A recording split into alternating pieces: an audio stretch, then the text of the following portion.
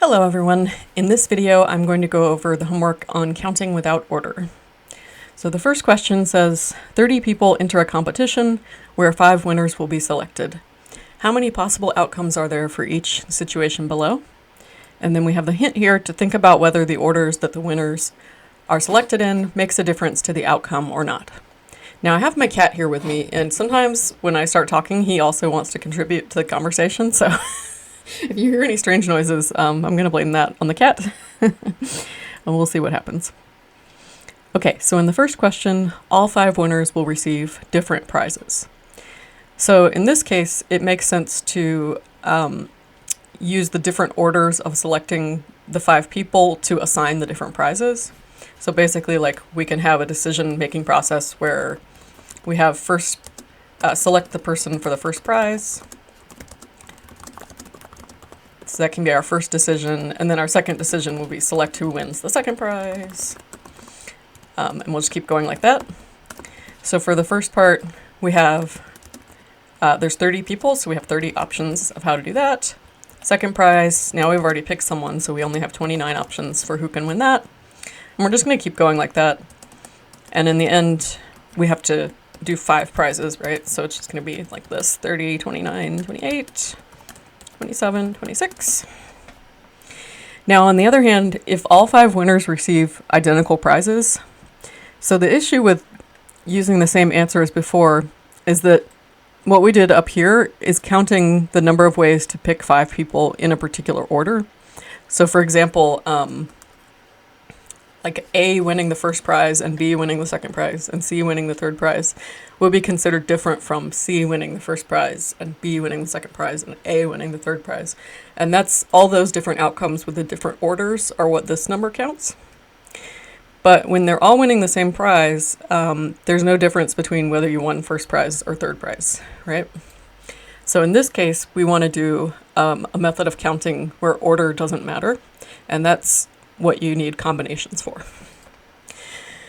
So we can use the combinations notation, which looks like this.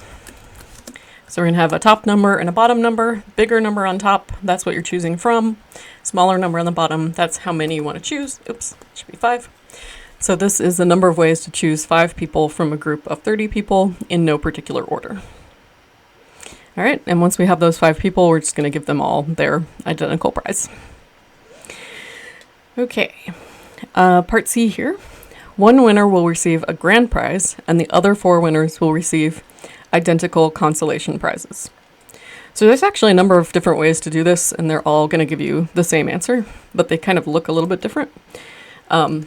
So one way you might do it is decide who wins the grand prize. And you have 30 options for that. And then decide the other 4 winners. And you need to do that as like one thing because that's where you're going to use the combination notation. So we can use this. The number of people we're selecting from is now going to be 29, and we're going to select 4 of them. So this is one way to do it, and then you multiply those 2 options together, so 30 times 29, choose 40. So this notation here is read aloud as 29, choose 40. Or sorry, 4, not 40. So this is the final answer there. But another way to do it would be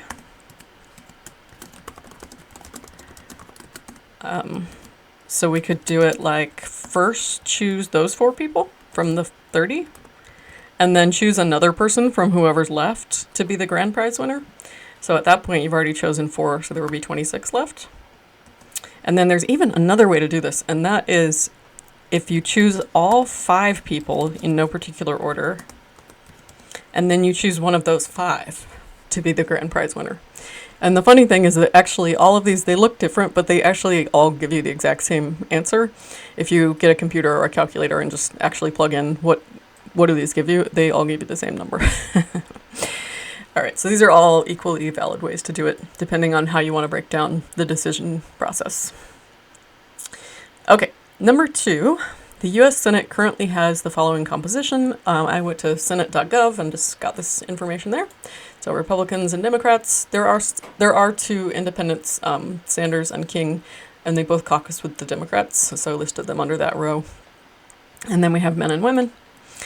Okay, so as you might know, Senate has various committees. So a 6-person committee is to be formed where no one will have any special roles on the committee. And since there's no special roles, that means that the order of member selection does not matter. It's kind of like with the prizes up here, it's like they're all getting the same prize. So the different orders that we could select them in don't make any difference. Okay, so how many ways can an all-male committee be formed? All right, so we're just going to go to the group of men. The total of men is 74, and we're going to choose 6 of them in no particular order. So this is bigger number on top, 74, and we're choosing 6. 74, choose 6.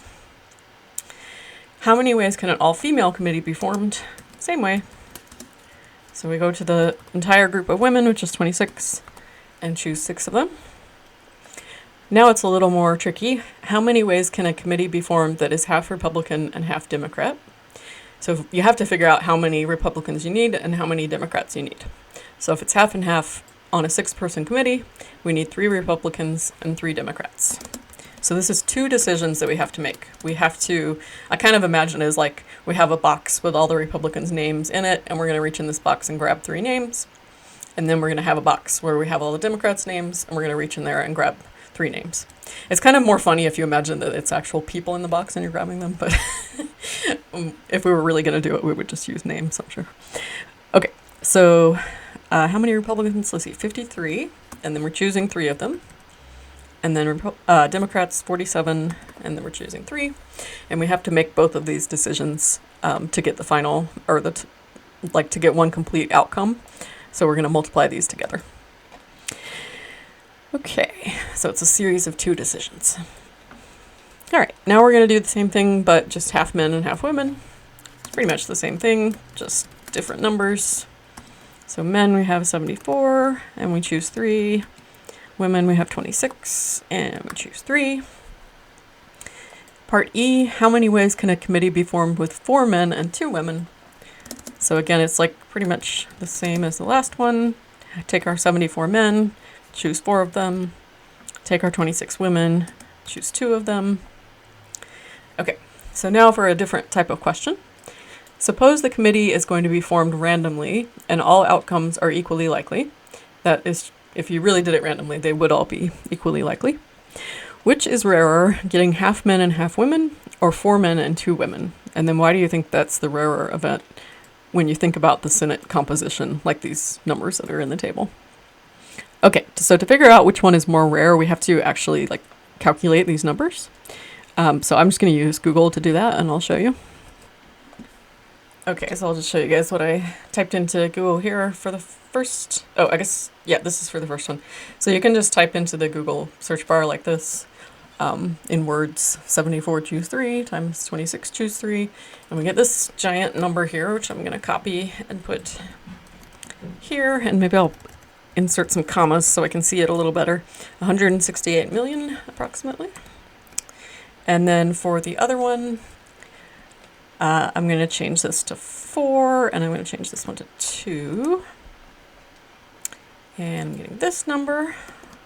Okay, now let me paste this one in, and let's look at which one is the bigger number or the smaller number. Okay, so here I'm getting 373 million. So this, if there's more ways for the event to happen, then it's going to be more likely. So the more rare event is going to be half men and half women. Okay.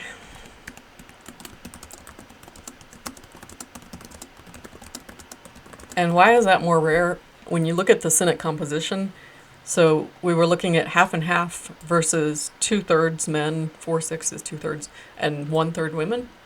So if you look at the composition of men and women on the Senate, it's about 1/4 and 3/4, which is closer to 2/3 and 1/3. So the closer you are to the real ratio of men and women, it's going to be more likely for that to happen when you're selecting randomly. Okay, so half men and half women is a more rare event because that would be overrepresenting the number of women that are in the Senate. Okay, that's because the real ratio of men and women is about 3 men for every 1 woman. So half and half is further from the real proportions. Okay, in the whole Senate. All right, so that's that question, and let's look at the next one. So number 3, when flipping, okay, so there's a whole bunch to read here, basically because we didn't quite get to, I wasn't sure if everybody fully understood this in class. We didn't get to talk about it as much as I would have liked to, so I wanted to make sure you guys understood this question. So when flipping a coin 4 times, each outcome can be written out like this: HHHH, HHHT, HHTH, HHTT. You can keep going through all of them. So instead of thinking about flipping a coin, I'm going to think about the ways of forming 4-letter strings of H's and T's, and that's just like the same thing. Making these 4-letter strings of H's and T's is pretty much the same thing as flipping a coin 4 times and looking at the outcomes. Okay, so if I want to know how many ways are there to get these 4-letter strings of H's and T's, or the 4 coin flips, well, I have 2 options for each letter, right? Which corresponds to the 2 options for each coin flip. So in all, I'm flipping 4 times, or I'm choosing 4 letters. I have 2 times 2 times 2 times 2, which is 16 ways to form a 4-letter string of H's and T's. So that's pretty easy to count, but there's another thing you might want to count that is not as easy to count, and it's how many outcomes have a specific number of H's and T's. Like if you want to know how many outcomes have 3 H's and 1 T, or 2 H's and 2 T's, that's a little bit harder to count. So one way to do it is to think of it as a selection problem, but you're not selecting coins or like selecting letters. What you're actually selecting is the positions where your H's and T's are going to be written. So imagine, for example, we're going to make a 4-letter string of 2 H's and 2 T's. So let's suppose I want to know how many ways can I put the 2 T's and the 2 H's together into a 4-letter string. So the way I can imagine doing it is I'm going to select 2 positions from the 4 possible positions. So maybe I'm going to take a box and write first position, second position, third position, fourth position on little slips of paper, and I'm going to put them in the box. And then I'm going to reach in there and grab out 2 of them. And then whatever 2 positions I end up getting, I'm going to fill those with the H's, and then whatever's left, I'm just going to fill those with the T's. So by framing the problem from that point of view of selecting from a box or from a group, that allows me to know how to use my combination notation to answer this question. So instead of selecting an H or a T, I'm going to first decide how many H's do I want, how many T's do I want, and then I'm going to pick which positions those H's or T's are going to go into. I hope it makes sense to you guys. It is a little bit like upside down way of looking at this problem. So another thing to realize is when you're selecting the positions that the H's and the T's are going to go into, it actually doesn't matter what order you select those positions in. So it matters what order you put the H's and the T's in, right? But it doesn't matter what order you select the positions for them to go into. And the reason is because, so we imagine we're drawing 2 positions out of a box that has 4 positions in it. Suppose I select the first and the second positions, and I'm going to put my H's into those. That's no different than if I selected the second and the first positions, and then I put H's in those. Either way, I just end up with HHTT, right? So that's why the order that you select the positions in doesn't matter. You're just going to reach in and grab out all the ones that you want at the same time, and we use the combinations notation and formula for that. Okay, so let me actually go through these, and maybe it'll make more sense if it didn't quite click yet. How many ways are there to form a 4-letter string of 0 H's and 4 T's? So actually, I don't even need a formula for this, right? Like I'm just going to do TTTT. Right? It's just 1. You can use a formula for this, and I'll go back and show you in a second, but like it's just TTT, right? So this is just like common sense answer. It's 1 way, and it's TTTT. Okay. How many ways are there to form a 4-letter string of 1 H and 3 T's? So now I can think about doing it with my selecting positions from a box method. Although there is also a common sense way to answer this without knowing about combinations. But if I do it using the method that I described in the instructions, I would first choose one position from the 4 possible positions to put the H in. And how many options to do that? I'm going to use my combination notation. I'm selecting one from 4 in no particular order. And then the second part's not really a decision. It's just once I've placed all the H's, then the rest of them have to be T's, right? The rest of the positions get filled with T's, so no more decisions to make. Yeah, so it's really just that first choice right here that's all I really need to calculate. Now, interestingly enough, this does end up, if you put this into Google or whatever, this does end up just being 4. And I think you could have figured this out even without knowing anything about combinations, because I just want to make a 4-letter string with 1 H and 3 T's, right? So there's like 4 choices for where I can put the H, first, second, third, or fourth. So you get 4. Right, so you get the answer you think you should get, regardless of how you exactly did that. Where the formula actually turns out to be useful, and the notation, is when you're doing these mixed ones where it's more than one of each kind. So a 4-letter string of 2 H's and 2 T's. So I'm just going to do it the same way. So choose 2 positions from the 4 possible positions to put the 2 H's in. Okay, so this is going to be 4, choose 2. And then again, there's no other decision to make. Once I've placed my H's, I just have to put the T's in the other positions. So then fill the rest of positions with T's. Okay, so there's only one way to do that, just put all the T's in.